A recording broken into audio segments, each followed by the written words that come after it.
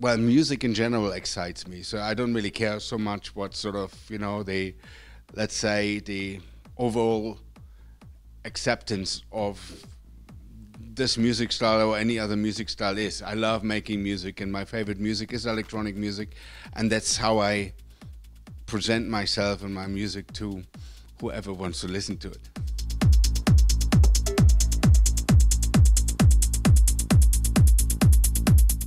It's actually something that it makes a lot of sense on the second thought. Take a piece of paper and write down why you do what you do, why you want to do this. Because like throughout your career, there will be a lot of ups and downs, things that sort of make you sad and maybe get to your head, whatnot. It's like, that's what a career is like. And in those dull moments, you can always come back and look at this piece of paper, and it's always like an anchor that tells you, okay, I do it because I love making music. And anyway, if there's anything else on that piece of paper, then you should do something else anyway.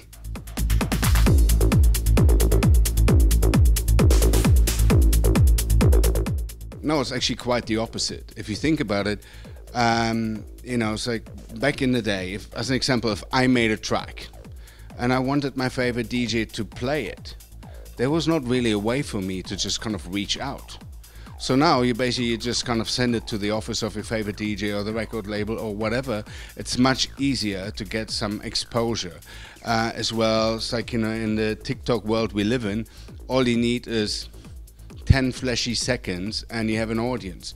So it's not really about, let's say, the longevity of a career, of talent, of creativity anymore, as much as just kind of making a PR splash.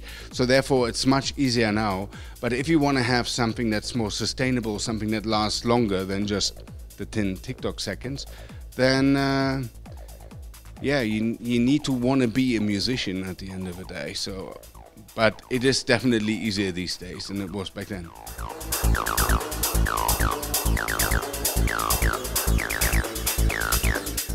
Every time to me feels like kind of a golden moment, So it's like, being able to play my favorite music in front of an audience is just like the best thing, and I'm very, very grateful. What I'm very happy about, it's like, it's kind of out of my hand in a way, but I was right there when all this started to kind of happen. And it was just like this phenomenal thing. You have to understand, it's like there was a time this music it just didn't exist. Whatever we wanted to listen to, we actually had to make ourselves. It's like, we couldn't switch on the radio and there it was, or go online and download whatever song you wanted to hear. It just didn't exist. And that moment, that really fresh start of something brand new, that meanwhile looking back after 30 years is one of the biggest global youth and music cultures in the world. I'm very happy that I lived through it and that I experienced it.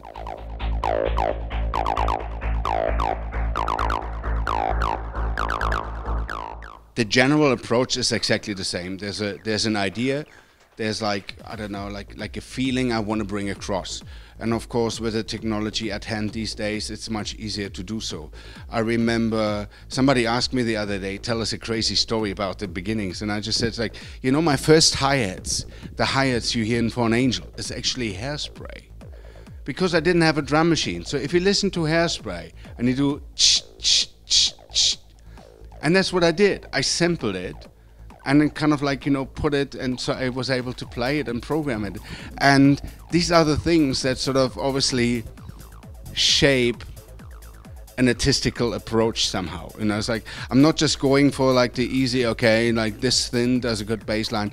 I'm looking for things that sort of create something that sort of, I don't know, is new to me and excites me.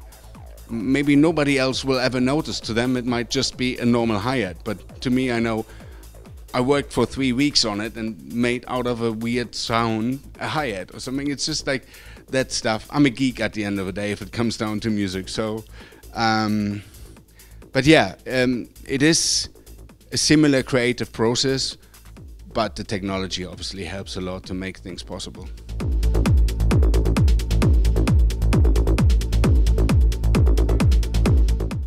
I think it's completely counterproductive. Because the fact is, what makes a drum computer different from a lively groove is the fact that the human programmed the machine to make a lively groove.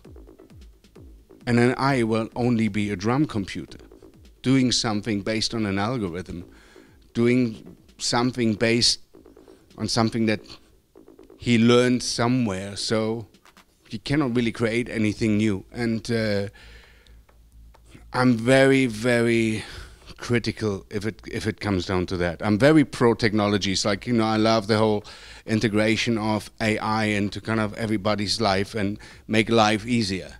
But I think there's no easy way around of being creative, and whoever does it should be ashamed.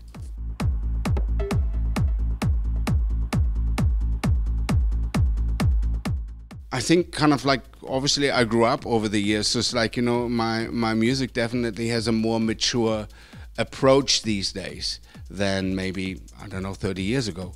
But I never really adapted to anything that was trendy or fashionable. I always kind of made the music that I thought I want to make, and I was just like very, very lucky, and as I said before, I'm very grateful for it, that I always found an audience that wanted to listen to what I did. But if I wouldn't have found that audience, I would still make the exact same music, because that's what I do. That's sort of my language.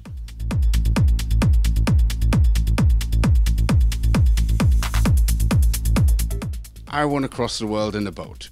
It's just like something, I just find it very, you know, we have such a beautiful planet, and I'm in a very amazing position that I've been able to travel to a lot of places, but there's still so much to discover. And this is something that's sort of really sort of, I don't know, I find inspiring and exciting. And doing it while you have your own bed with you, I think that's actually really cool.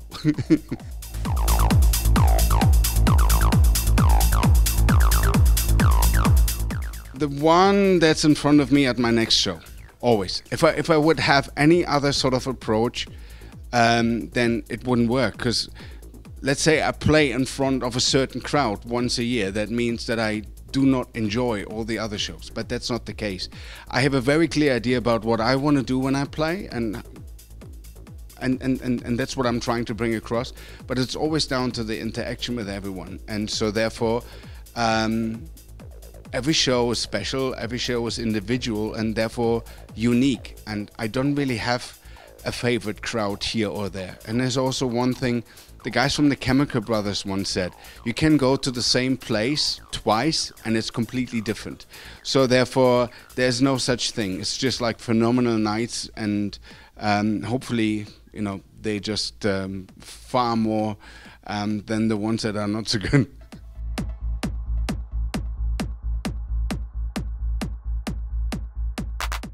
A lot of new music still. Like we are releasing right now, it's a collaboration with DJ Pierre Future.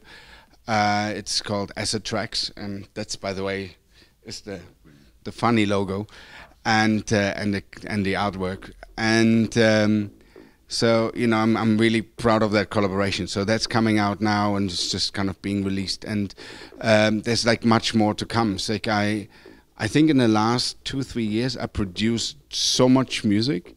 Like, it was like so much that sort of like just, I don't know, was there to be produced from my side and to make. And yeah, there's a lot more to come. So yeah, if you like it, then I'm the happiest person that you listen to it.